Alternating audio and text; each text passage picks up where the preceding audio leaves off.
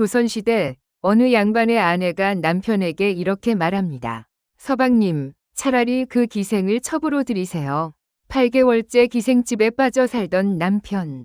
집안 재산은 거덜이 나고 아내가 아무리 울고 달래도 소용이 없었습니다. 그런데 아내가 첩을 들이라고 말한 뒤 벌어진 일은 아무도 예상하지 못한 것이었습니다. 지금부터 고금소총에 전해지는 남편의 바람길을 지혜로 다스린 아내의 이야기를 들려드리겠습니다.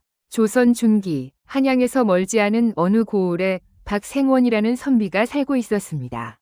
일찍이 과거에 급제하여 고을에서 제법 이름이 알려진 양반이었고 집안도 넉넉한 편이어서 남부러울 것이 없는 사람이었지요. 그런데 이 박생원에게는 한 가지 고질적인 문제가 있었으니 바로 바람기였습니다. 혼이 난 지 얼마 되지 않아 기생집에 드나들기 시작했고 그때부터 이 기생 저 기생과 어울리며 세월을 보냈습니다. 처음에는 기생연화에게 석 달을 매달렸다가 실증을 냈고 그 다음에는 채홍이라는 기생에게 넉 달을 빠져 살았습니다. 그 다음은 소옥에게 2달, 난설에게 석 달. 박생원은 마치 꽃밭의 나비처럼 이 꽃 저 꽃을 옮겨 다녔습니다. 기생들 사이에서도 박생원은 유명했습니다. 돈은 잘 쓰지만 금세 실증을 내는 양반이라고요. 박생원한테 잡히면 돈은 벌 수 있지만 오래 못 가니 있을 때 단단히 챙겨야 한다고 기생들끼리 수군거리곤 했습니다. 이런 남편 곁에서 윤씨 부인은 속이 타들어갔습니다. 하지만 한 가지 위안이 있었으니 남편이 아무리 기생에게 빠져도 몇 달만 지나면 반드시 실증을 내고 돌아온다는 것이었습니다. 이번에도 곧 끝나겠지. 그렇게 이를 악물고 참았던 것이지요. 그런데 이번에는 상황이 달라졌습니다. 박생원이 월양이라는 기생을 만난 것이었습니다. 월양은 다른 기생들과는 달랐습니다. 가야금 솜씨가 빼어났고 시를 읊으면 선비들이 감탄했으며 무엇보다 사람의 마음을 들었다 놓았다 하는 말솜씨가 일품이었습니다. 한 달이 지났습니다. 이전 같으면 벌써 실증이 나기 시작할 때인데 박생원의 마음은 오히려 더 깊어지기만 했습니다. 2달, 석 달, 넉 달이 지났지만 박생원은 아예 기생집에서 살다시피 했습니다. 집에 들르는 것은 한 달에 한두 번. 그것도 옷을 갈아입거나 돈을 가지러 올 때뿐이었습니다. 잠깐 들렀다가 월양에게 줄 선물을 챙겨서 바람처럼 나가버리곤 했지요. 5달째 접어들자 집안 곳간의 쌀이 바닥을 보이기 시작했습니다. 6달째에는 하인들 품삯이 석 달째 밀렸습니다. 오래된 하인 둘이 견디다 못해 집을 떠났지요. 7달째에는 박생원이 남쪽에 있던 논 한마지기를 팔아버렸습니다. 윤씨가 시집 올 때 가져온 전답이었습니다. 8달째 집에 남아있던 은장도와 비녀까지 내다 팔았습니다. 이즈음 되면 집안 사정을 모르는 사람이 없었습니다. 동네 사람들은 혀를 차며 수군거렸습니다. 박생원네가 이러다 쫄딱 망하겠구만. 저 집부인이 불쌍하지. 쯧쯧. 윤씨는 그동안 할 수 있는 것은 다 해보았습니다. 달래기도 했고 따지기도 했고 눈물로 호소도 해보았습니다. 무릎을 꿇고 울며 매달려 보기도 했습니다. 시어머니를 통해 말씀을 전해보기도 했지요. 하지만 아무것도 통하지 않았습니다. 윤씨는 깨달았습니다. 이전의 기생들 때와 이번은 근본적으로 다르다는 것을. 벌써 8달째인데 남편은 돌아올 기미가 전혀 없었습니다. 정면으로 막아서는 방법으로는 절대 이 남편을 잡을 수 없다는 것을요. 어느 날 밤 윤씨는 홀로 촛불 앞에 앉아 오래도록 생각에 잠겼습니다. 그리고 마침내 한 가지 묘안을 떠올렸습니다. 그것은 누구도 예상하지 못할 전혀 뜻밖의 수였습니다. 며칠 뒤 박생원이 집에 잠시 들렀을 때 윤씨의 태도가 완전히 달라져 있었습니다. 울지도 않았고 따지지도 않았습니다. 오히려 환한 웃음으로 남편을 맞으며 정성스레 차린 술상을 내놓았습니다. 서방님, 저도 많이 생각해 보았사옵니다. 차라리 월양이를 첩으로 들이시는 것이 어떠하겠사옵니까? 박생원은 귀를 의심했습니다. 그토록 울고 매달리던 아내가 첩을 들이라니요. 박생원의 얼굴에 환한 미소가 번졌습니다. 역시 내 아내는 현명하다며 벌떡 일어났지요.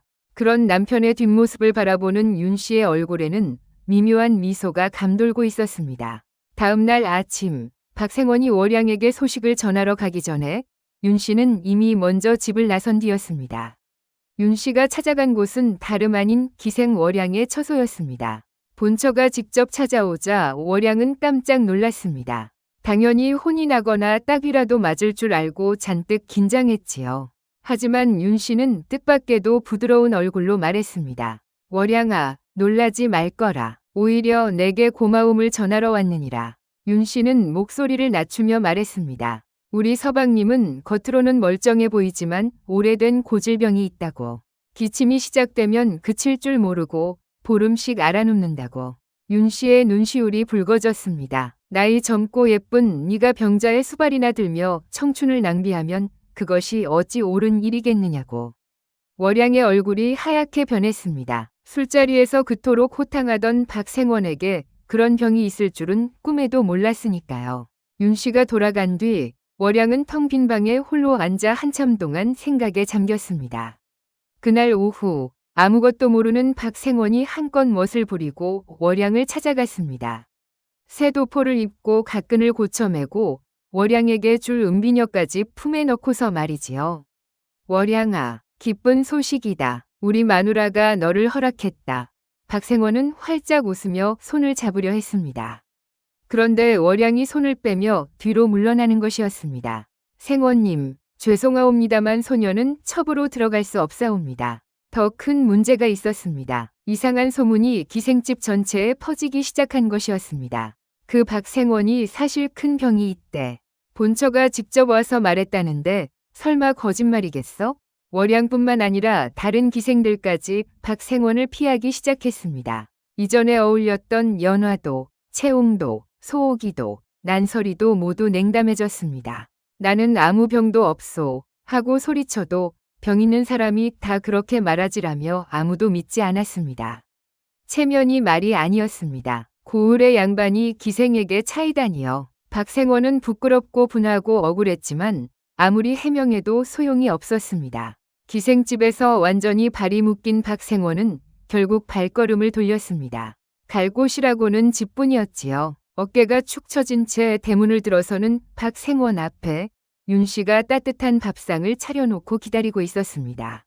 어서 오시옵소서. 서방님, 국이 아직 따끈하옵니다. 아내의 변함없는 모습에 박생원은 한동안 말을 잇지 못했습니다. 부인, 내가 그동안 정말 못난 짓을 했어. 미안하오. 괜찮사옵니다. 서방님, 이렇게 돌아와 주신 것만으로 저는 만족하옵니다. 그날 밤 부부는 오랜만에 마주 앉아 오랫동안 이야기를 나누었습니다. 그리고 그 뒤로 박생원은 다시는 기생집에 발을 들이지 않았다고 합니다. 훗날 이 이야기가 고을에 퍼지자 사람들은 혀를 내둘렀습니다. 싸우지도 않고 울지도 않고 오히려 첩을 들이라 했다니 보통 여인이 아니야. 남편을 잡으려면 남편을 놓아줄 줄 알아야 한다더니 딱 그 말이 맞는 거 아니겠어. 정면으로 막으면 돌아가고 쥐면 빠져나가는 것이 사람의 마음입니다. 윤 씨는 그것을 알았기에 오히려 남편을 밀어냄으로써 되찾을 수 있었던 것이지요. 고금소총에는 이처럼 조선시대 여인들의 지혜가 담긴 이야기가 숨어 있습니다. 이번 슬기로운 윤 씨의 이야기 재밌게 들으셨나요? 다음 이야기에서 또 만나겠습니다. 그럼 구독과 좋아요 눌러주세요.